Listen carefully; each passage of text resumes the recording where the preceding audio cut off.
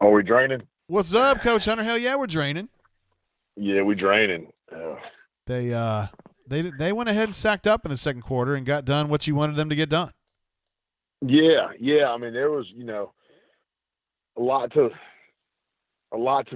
be left desired in some of the run fits on when Tennessee got two drives rolling. They bucked up in the red zone though and held them out. And a lot of people don't realize or won't notice that that happens sometimes though because Auburn in what you call the green zone in between the 30s oftentimes plays the twos on the defensive front. The starters aren't in there, and so Tennessee's big offensive line was getting some really good push on that first big run.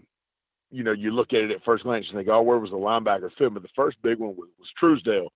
He wasn't patient and jumped back into the weak side A gap, hung the strong side backer out to dry. But anyway, regardless, they nutted up when they got down into the red zone, bailed Tennessee out, and kept a 10 spot on the board. Yeah, that's not bad, all things considered, right? No, not at all. I mean, you come away, 2-score win after being off for 3 weeks, starting off down by 10, not a bad win at all. The biggest thing you worry about, though, was all the injuries. Not a time with next week looming to be banged up at any spot. Yeah, let's go through that. Something. Alec Jackson came out of that game. I don't know if he got hurt. Broham came out with an injury. I think Tut might have gone down late. Tut late. You start with Bigsby. Yeah. And then you have Williams on the jump ball that he caught down there. They ruled incomplete. Has a neck shoulder deal. I'm not sure if he came back in after that. Newkirk goes out late on the last goal line. Yeah, he sure did. And he was making some weird facial expressions. I'm hoping that's not a concussion thing. Yeah, that's what I was thinking was happening with Seth because he was kind of like trying to get his eyes open and stuff. I didn't know what was going on there.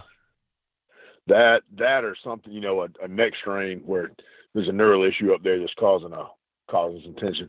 But you don't want to go in shorthanded at all. It's already not a tremendously deep team at some key spots, and that's a monster, and you're going to have to be ready to fight that monster full speed next week. Talk about the way this offensive line played. They had some guys go out, but I still thought they were getting some push. I mean, considering Tennessee's defense is at least credible. They are. Their defense is not bad. And as we talked about, the front is better than serviceable. The linebackers are physical guys. There was a lot of good push. Tip your cap to Big Nell. The last 3 games, especially the trajectory of the offensive line has been so much better. When Coffee came in and replaced Broham, tonight, next week's a different animal, but tonight he didn't look out of place at all. I thought really collectively the group played pretty well. Brahms may have had the most bonehead play. He had 2 really bonehead plays tonight. One, he puts his hand down and then just picks it up off the ball, gets a false start on a red zone play. And then the other on a completed pass downfield, everybody's in pass pro and he just hauls ass downfield like he's blocking on screen or on power on inside zone, just gone. Yeah. Confused on that one a little bit. It's tough on offensive linemen sometimes with those plays when those you're trying to make sense out of a scramble or whatever. I don't know. I was trying to give him the benefit of the doubt, Hunter. Nah, dude, he left as soon as he snapped the ball. Oh, he was gone, huh? Yeah, he didn't get the play calls. What happened? But it happens. He's just the center, Hunter. I mean, geez. He's not an important position by any means. But now, man, they protected the football in the second half, which was the most important thing. Established kept the run going with Shivers and Williams. Like we talked about earlier, DJ with the little jump cut there at the end, bouncing that thing strong. That was there a couple times, and he hit that late for a big run. All that stuff was good to see. I thought Nix played a really good ball game since that one interception. Really, really sound, just good, fundamental, clean football game other than the one interception. Yeah. It was a stinky interception, but like you said, he managed the game really well the second half. I didn't think he made a lot of great plays, but he kept him going in the right direction. That's all you got to do. He did. Defensively, I thought Derek Hall had his best game of the season. I'm not sure how it'll look as far as stat sheet, but in terms of impacting plays, he was impactful in the run game and in the pass game. Big Cat started to play a little better.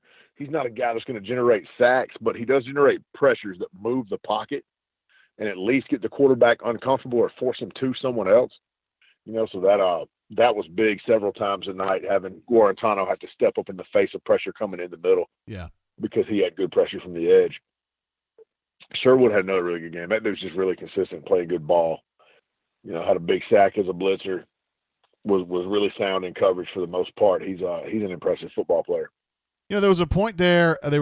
Steele was trying to give his defensive lineman some time off. I think it was late third, early fourth, and he switched to Zeke and he switched to Dre Butler, and they got pushed around a little bit. And I thought that was a little concerning. I mean, not in the context of that game, but like against Alabama, against Texas A&M, you're going to have to go to those second team guys, and they've got to be better.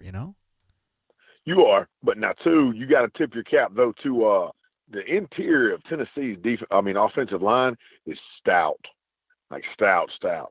Those two guards are NFL guards, and Kennedy's not bad in their center. Trey Smith's a different monster altogether. He could get a damn IHOP endorsement after tonight. He makes some big time blocks. He's a dude in there. So when you're on him, you got to be a dude. You can't take plays off. You certainly can't get high. And there was one of those runs on the series that you're talking about late in the third, where it was a number 2. I think it was Butler again. He came off really fast, but he was up high, and he put hands in his chest, and he blocked him 7 yards laterally across the path of the run.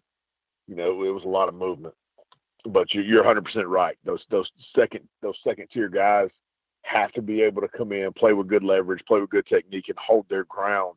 Because Truesdale and Newkirk can't play 62 snaps a game.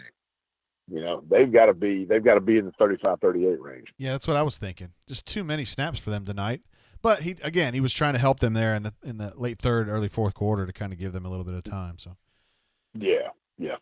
I do like that they didn't have to rely on blitzing as much. They blitzed when necessary because it made both the quarterbacks uncomfortable, and you could definitely see that it affected the passing game. And that last Tennessee drive that really worried you was completely started with penalties, with a couple of bonehead penalties, and you don't want to see that. Again, you don't want to harp on they've had 3 weeks off, whatever. That was in the second half.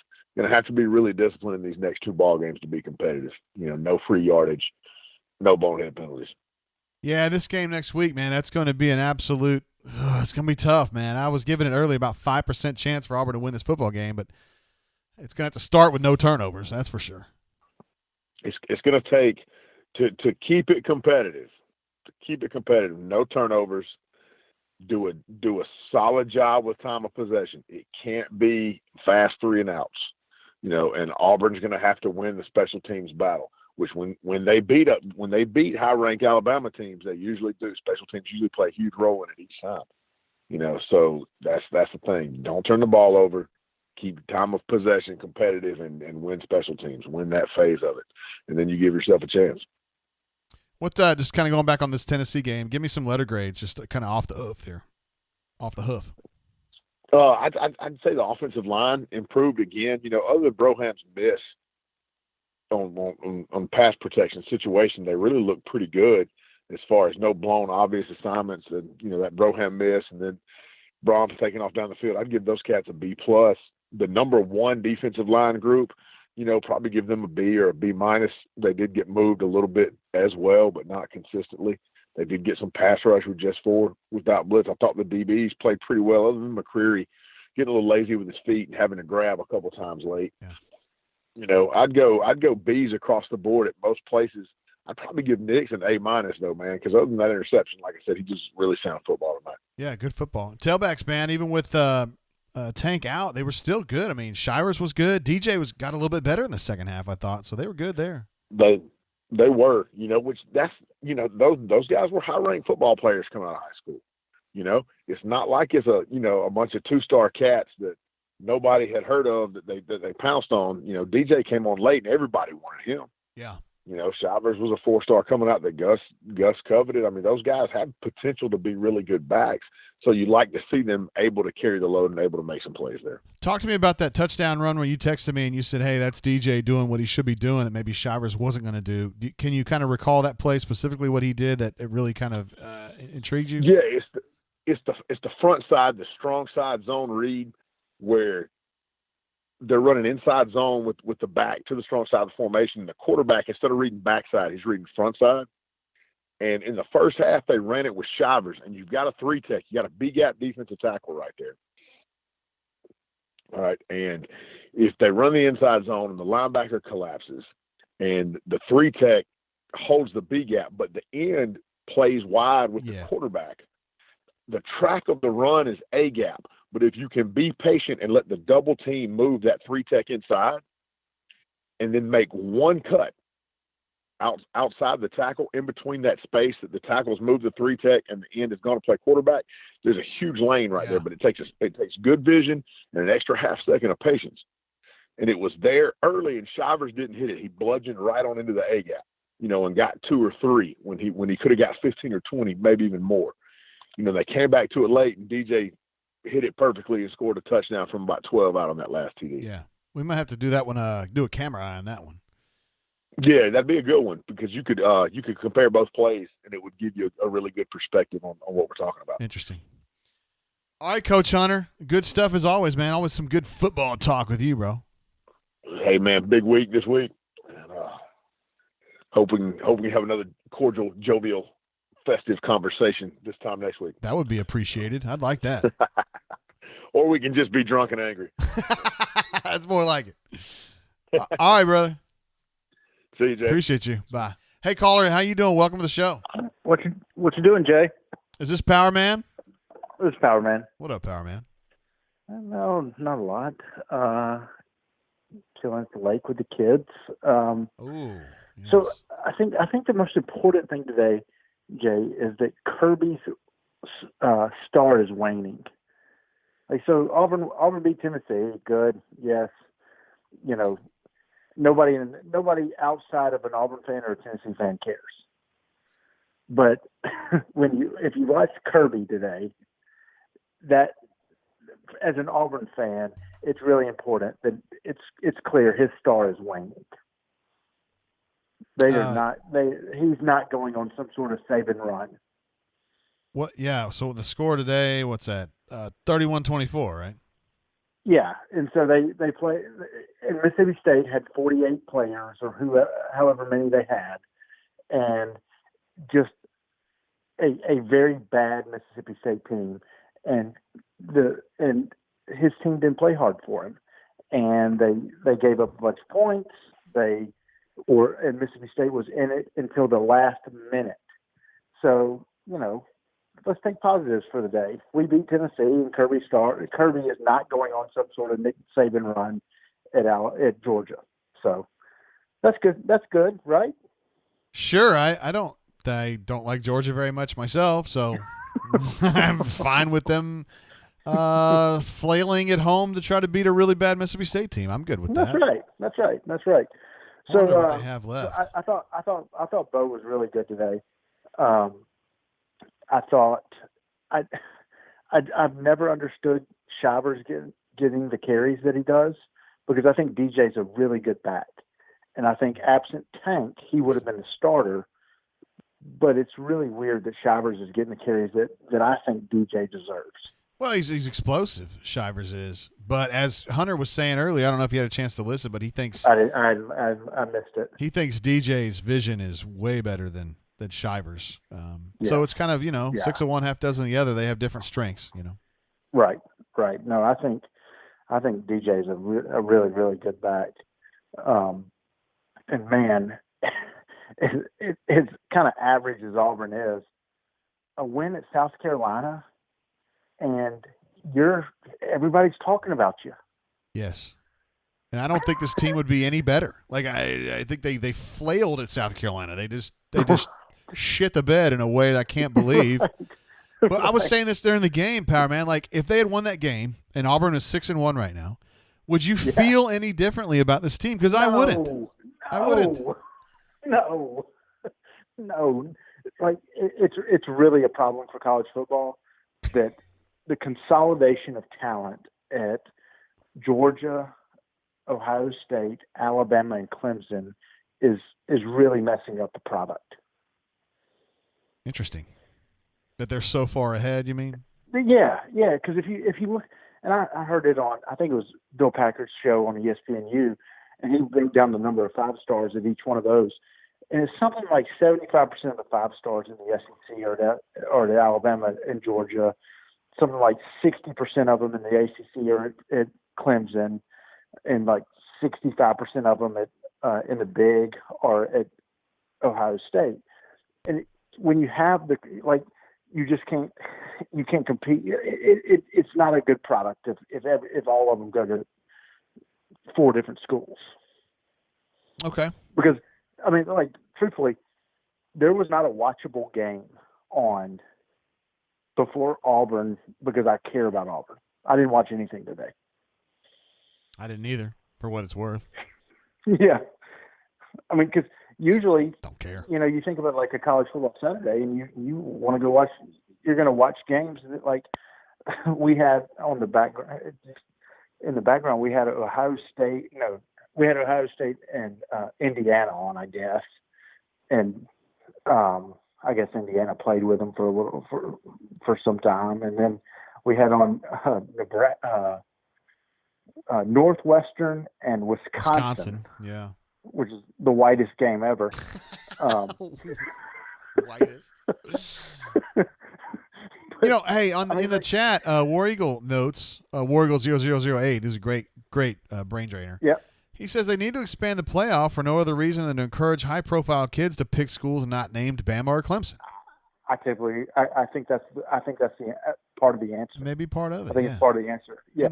So you would never think that like the playoffs right now, the top 4 has never been disputed. So who cares? Don't expand it. But maybe you expand it so that other schools have a chance to land some of the top talent. Interesting. I mean, I guess they could go 8. It adds another round. Yeah. Which is not great in COVID, but maybe otherwise it's fine. Yeah. I mean, I think that gets Auburn in the conversation every few years, which would be nice.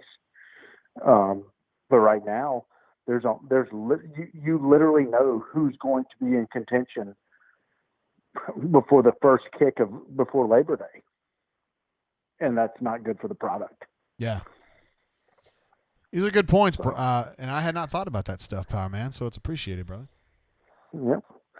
All right. Well, you guys enjoy the evening. I'll be listening. Solid win. And we'll talk next week after the Iron Bowl. All right, Powerman, here we go. All right, bye. See you, Talk buddy. to you later. Hey, caller, welcome to the show. How you doing? Hello, how's it going? Hey, now, who I got on the home? Shug, 1957. How are you? Hey, what up, man? I'm doing good. Red Stick. Just got done watching the game. Hell yeah, you did. Having a drink. Are you drinking anything good? I'm drinking a little Knob Creek. Oh, nothing. That's good. Hell yeah, it's good. Yeah, so it's nice. Hopefully watching Rutgers beat Michigan here. Let's see. Rutgers is up, right? Michigan's got the ball. Going to need a touchdown to keep it even, right? Yeah, 2nd and goal. So they've been gifted a couple penalties to get down that close, and looks like quarterback just scored. So looks like go ahead and do a 3rd overtime. Damn. But right. my issues with this Auburn team are the same issues we've had all year with Malzahn. He's not an evaluator of talent on the offensive side of the ball. I don't think at any position. I think we get lucky with some of the skill players that we bring in, and they happen to pan out. I don't know if that's great coaching or if that's happenstance, but we've got real problems on that side of the ball, and it's not just offensive line issues. It's consistency. I mean, I love Tank, but he's a freshman. You never should be counting on freshmen. I love Seth, but he's the one wide receiver. I mean, the interception tonight wasn't on Bo Nix. No one's brought that up. I mean, Schwartz is just sitting there in the end zone waiting for the ball to come to him. He's got to go get that ball.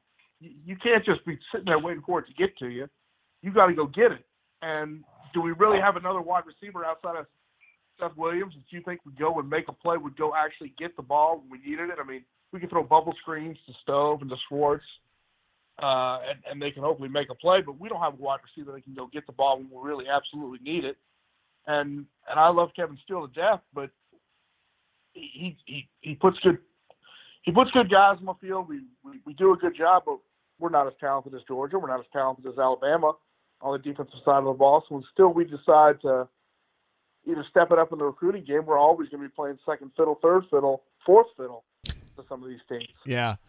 What are your expectations, Shug, about this game next week in Tuscaloosa? I hope we can keep it within 10. I mean, if we don't turn the ball over and we can have long, consistent drives, if Tank's healthy. If Tank's not healthy, I think we're going to have a real hard time doing anything. But, let's say we keep it close and it's a toss-up game and the home team wins, so Alabama wins. Well, we got 3 losses, one of which is to South Carolina, which may not have more than 2 wins on the year, which is disgusting. The other one's to a Georgia team that we should have played them a whole hell of a lot better, but Malzahn can't get his team ready the first half of the year, it seems like. It's like True. Practice and preseason mean nothing to him. We go into the early parts of the season not knowing what we can do and what we can't do. And then the A&M game is a toss-up. That could be a loss, a 4th loss. And then who knows if the team wants to show up against Mississippi State if we even play it. I mean, there's no excuse this late in Malzahn's career for us to be fielding a team that consistently is not in the upper echelon of the SEC. That's You fair. see Florida taking the next step. You see Georgia, obviously, where Georgia is. Alabama, where Alabama is.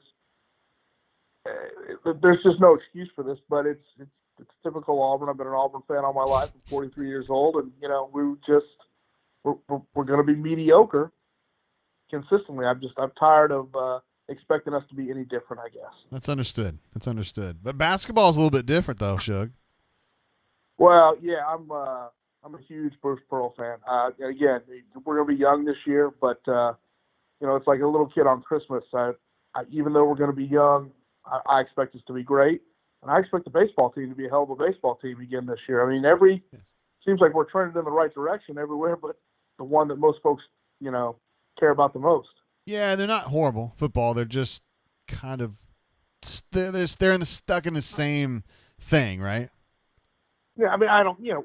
We could be worse. We could be Tennessee. We could be Mississippi State. We could be, we could be Harbaugh and Michigan, but I expect more from this team, and it's little things too.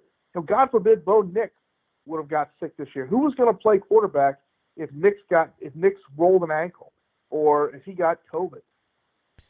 What if Tank fell on his hip in the second game of the year?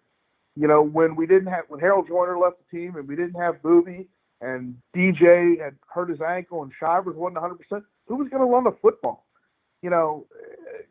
You see LSU, their number 1 quarterback goes out. They got 2 freshmen that can play a little bit. I would imagine if Mac Jones at Alabama doesn't play, they've got guys who can play football. Georgia's gone through 3 quarterbacks this year.